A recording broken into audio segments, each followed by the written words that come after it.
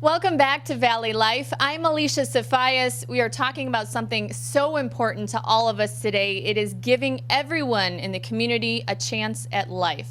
I'm joined by Marcella from the California Transplant Donor Network. Thank you so much for being with us. Thank you so much for having us. The month of August, we'd like to highlight the need for minority awareness in terms of how many people are on the wait list. Nearly 52% of all the people waiting on an organ wait list are of Hispanic descent. So clearly it is a big need, especially here in Fresno. There are approximately 6,000 people right now of Hispanic descent waiting for a kidney transplant. All right, so obviously a big problem in our community right now, especially here in Fresno. You said more than half on the waiting list are minorities. Correct. 52% of the people on the waiting list are minority descent.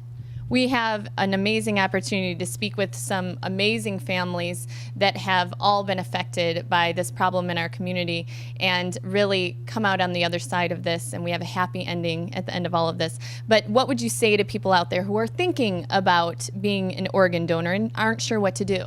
The first thing I would say is be sure to have a conversation with your family and loved ones. Let them know of your wish that you want to go ahead and try and save someone's life if something should happen to you. Secondly, our call to action would be for people to register through the DMV or at ctdn.org online. Okay, thank you so much for being with us. And then I'm going to have German step in here. Thank you for being with us, German. Thank you for having me. Okay, this is a very difficult thing to talk about because you lost your son in an accident in 2007, and you made the courageous choice to donate his organs. I don't even know where to begin with this, but kind of tell us your story. 2007, like you mentioned, we were involved in an accident that unfortunately took the life of our 9-year-old at the time, Sebastian. We were all in the vehicle. It impacted all our family. It threw us into a canal on Ashland and West. By the grace of God, 3 of us are alive, and there was barely a foot of water in the canal. So we survived. My son, unfortunately, was declared brain dead. Back in, when he was born in 98, my brother, I've worked in media for a long time. My brother's worked at the Fresno Bee. He's a photographer for the Sacramento Bee now. But at that time, he followed Ruben, a little boy who also went through the same thing that my son went through, and he followed Ruben's gift, and that's when we were introduced into to donation, and it impacted my brother obviously because he was there when the family made the decision when they had the boy's organs, Ruben's. So that was something that was a no-brainer for us. We made that decision pretty easily because we knew that what it meant to people that are on the waiting list. And it's not just donating life, it's donating love. It's giving somebody one day, one year. And I know that 2 of the people that received his organs are still alive. One passed away, but if we gave that person a week, again, a year, that's something that somebody that loses a loved one like myself would love to have. How does it feel to know that Sebastian is living on right now among us still?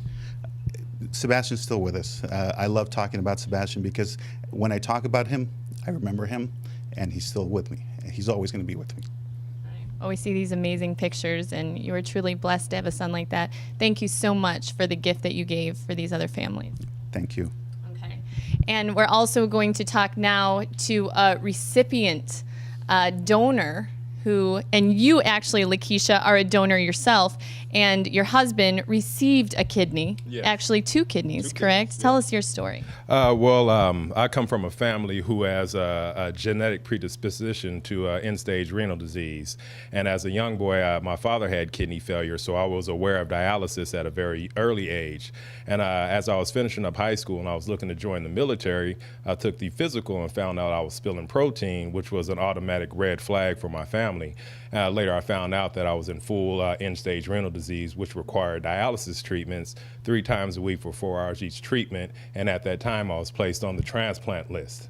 And as you are well aware, the transplant list is 110,000 people waiting for a life-saving organ, eye, or tissue donation. And so my wait at that time was 7.5 years. And then one day I received the gift of life in the form of a kidney transplant, and it dramatically changed my life. Automatically, my health came back, and vitality. We see that smile. We see that smile. Yes, every time I think about it, I just that joy begins to well up inside of me, and I'm able to do the things that I'm called to do within our community. But after receiving that transplant, a few years later, 4.5 years later, that kidney rejected, and again I went back on dialysis at 3 times a week for 4 hours each treatment. But lo and behold, I had this amazing wife who did not want to see me languish on dialysis. So.